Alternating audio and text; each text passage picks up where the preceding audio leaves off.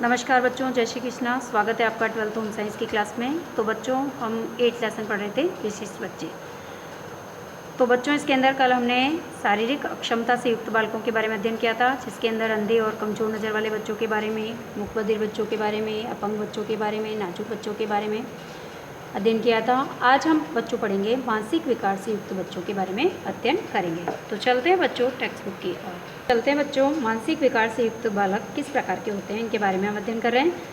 तो जो मानसिक विकार से युक्त बच्चे होते हैं, इनको हम मंदबुद्धि बच्चे भी कह सकते हैं।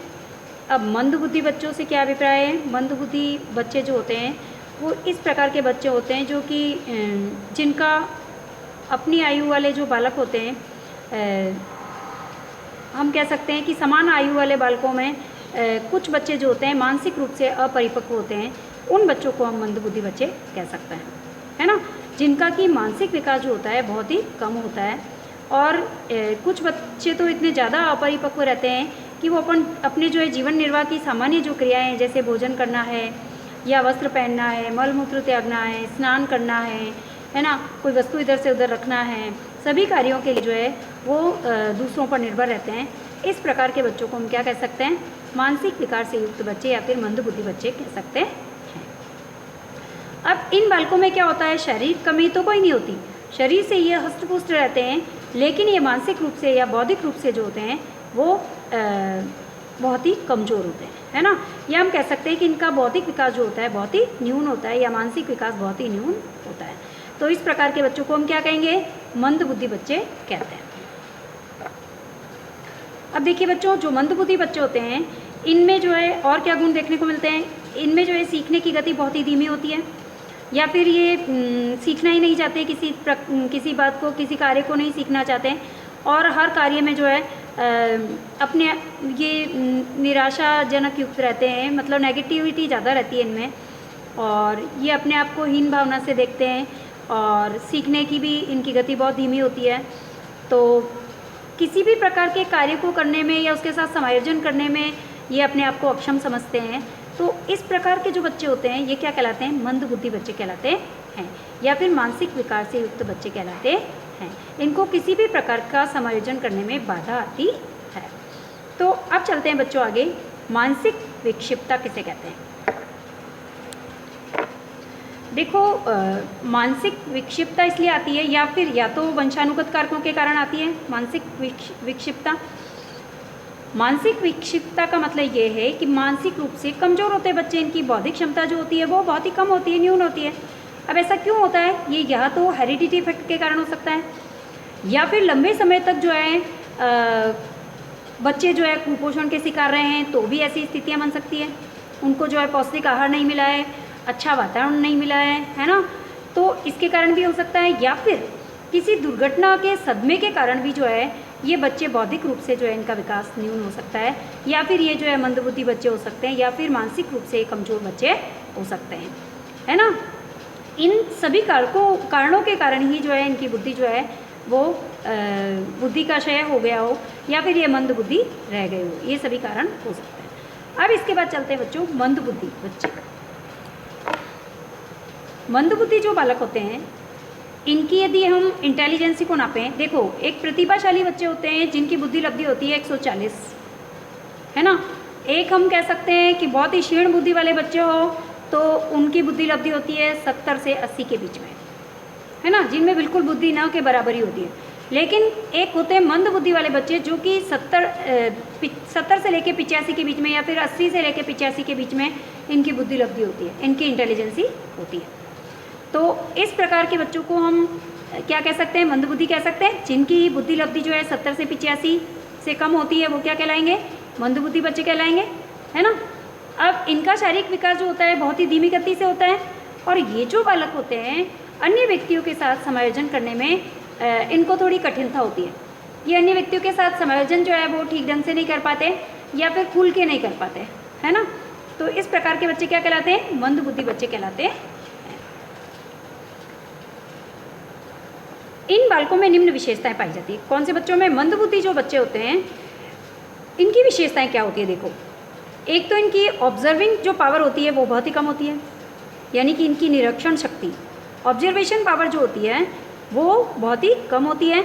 इसके साथ साथ इनकी स्मरण शक्ति यानी कि इनकी जो मेमोरी होती है, इनकी लर्निंग पावर जो होती है वो भी बहुत कम होती है ना। अब इसके साथ इनमें सीखने में जो है बहुत अधिक ज़्यादा त्रुटियां करते हैं। किसी भी चीज़ को सीखते हैं तो बहुत ज़्यादा बार बार गलतियां होती हैं।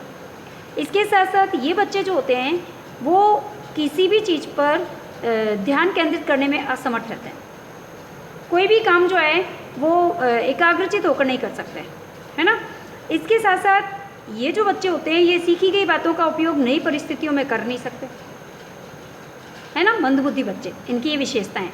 इसके साथ साथ ये बच्चे जो होते हैं परीक्षा में बार बार अनुत्तीर्ण होते हैं और ये अपनी आयु के अनुसार जो है छोटी कक्षाओं में ही रह जाते हैं, है ना। इसके साथ साथ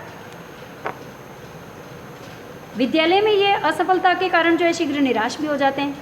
हमेशा ये नेगेटिव जो है वो रहते हैं, निराश रहते हैं, है ना, असंतुष्ट रहते हैं और ये बौद्धिक कार्यों की अपेक्षा शारीरिक कार्यों में अधिक रुचि लेते हैं, है ना। मानसिक कार्यों को करने की अपेक्षा ये शारीरिक कार्यों को करने में ज़्यादा रुचि लेते हैं इस प्रकार के बच्चे। इसके अलावा दूसरों की बजाय इनको अपनी ज़्यादा चिंता लगी रहती है। मंदबुद्धि जो बच्चे होते हैं इनको सिर्फ अपनी ही चिंता लगी रहती है ना, दूसरों की ये नहीं सोचते। इसके साथ साथ यदि हम देखें तो मंदबुद्धि जो बच्चे होते हैं इनकी संवेदनशीलता जो होती है बहुत तेज होती है, बहुत ज़्यादा संवेदनशील होते हैं। छोटी छोटी बात भी इनको चुभ जाती है, इनको जो इरिटेट करती है ना, और ये अपने संवेगों को रोक नहीं पाते और गुस्सा कर देते हैं, चिड़चिड़े हो जाते हैं, है ना। और दूसरों से बातचीत करते समय भी ये अपनी बात को बोलते जाते हैं, सुनते बहुत कम है ना। इनमें जो है पेशेंस नहीं होता इस प्रकार के बच्चों में, है ना। सुनते नहीं है बड़ों की और बोलते रहते हैं, अपनी बात को ही की सफाई देते रहते हैं। इन बालकों में जो है आत्मविश्वास जो होता है बहुत ही कम होता है, उसका अभाव होता है और ये किसी डिसीज़न को ले नहीं पाते, डिसीज़न को समय पर नहीं ले पाते, है ना। निर्णय लेने की क्षमता इनमें कम होती है। अच्छा, ये जो बालक होते हैं इन बालकों की संकल्प शक्ति जो होती है, डिटर्मिनेशन जो पावर होती है बहुत कम होती है इनकी। किसी भी कार्य को किसी कार्य को करने के लिए संकल्प नहीं ले सकते, ये किसी का कार्य को करने के लिए डिटरमाइन नहीं होते है ना। और दृढ़ निश्चय नहीं कर सकते कि भाई हम इस कार्य को करना आज से शुरू करेंगे या कोई अच्छा कार्य करना है तो उसके लिए डिटरमाइन नहीं होकर के उसको नहीं कर सकते। और ये बालक जो होते हैं सूक्ष्म जो विषय होते हैं उन पर विचार नहीं कर पाते, इसीलिए ये जो है व्याकरण है, गणित है, विज्ञान है आदि विषयों में इनकी रुचि नहीं होती है ना। अब देखिए ये जो मंदबुद्धि बालक होते हैं इनमें दांत देर से निकलते हैं, साथ साथ चलने और खड़े होने की क्षमता भी इनमें देर से आती है ना। तो बोलना भी ये देर से सीखते हैं। तो ये मंदबुद्धि बच्चों की विशेषताएं हमने देखी। और मंदबुद्धि जो बालक होते हैं इनकी शिक्षा में शारीरिक क्रियाओं को ज़्यादा प्रमुखता देनी चाहिए हमको। अब हमें क्या करना चाहिए, इस तरीके के बच्चे यदि हमारे पास है या हमारे घर में या कहीं भी आसपास हैं तो हमें उनको किस प्रकार से ट्रीट करना है। तो उनको हम ज़्यादा से ज़्यादा जो है शारीरिक क्रियाओं को ज़्यादा करने के लिए प्रोत्साहन दें उनको, है ना। इसके साथ साथ ज्ञानेंद्रियों का प्रशिक्षण के द्वारा भी इन बालकों का निरीक्षण शक्ति हम बढ़ा सकते हैं, है ना।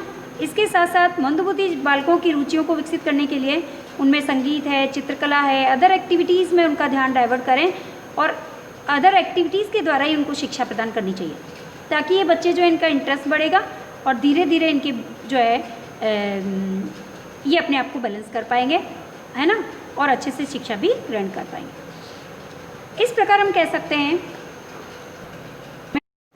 तो देखिए बच्चों, इस प्रकार शारीरिक और मानसिक रूप से जो अक्षम बालक हैं उनके लिए हमें सबसे पहले तो उनको हमें जो है अन्य बालकों के समान ही उनको एक ही दृष्टि से देखना चाहिए। इसके साथ साथ हमें जो है उनके ऊपर किसी प्रकार की कृपा या दया का भाव नहीं रखना चाहिए, उन्हें पूर्ण रूप से स्नेह प्रदान करना चाहिए। इसके साथ साथ सामुदायिक सुविधाओं में उनका विशेष रूप से ख्याल रखना चाहिए, है ना, और उनमें भेदभाव किसी प्रकार का हमें नहीं करना चाहिए, जिससे कि उनमें आत्मविश्वास जगे। और ये विशिष्ट बच्चे जो हैं इनको रोजगार परक जो है हमें प्रशिक्षण देने चाहिए विभिन्न प्रकार के।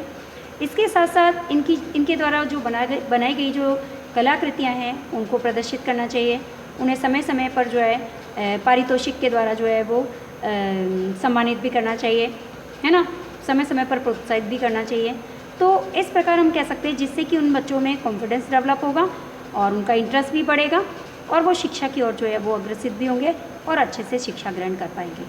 तो इस प्रकार बच्चों हमने जो है मंदबुद्धि बालकों की विशेषताएं भी पढ़ी और साथ साथ किस प्रकार से हम मंदबुद्धि बालकों को अदर एक्टिविटीज़ के अंदर ध्यान डाइवर्ट करके और उनको जो है अच्छे से शिक्षित कर पाते हैं, उनमें कॉन्फिडेंस डेवलप कर पाएंगे और उनको सकारात्मक बना पाएंगे, इसके बारे में आज हमने अध्ययन किया।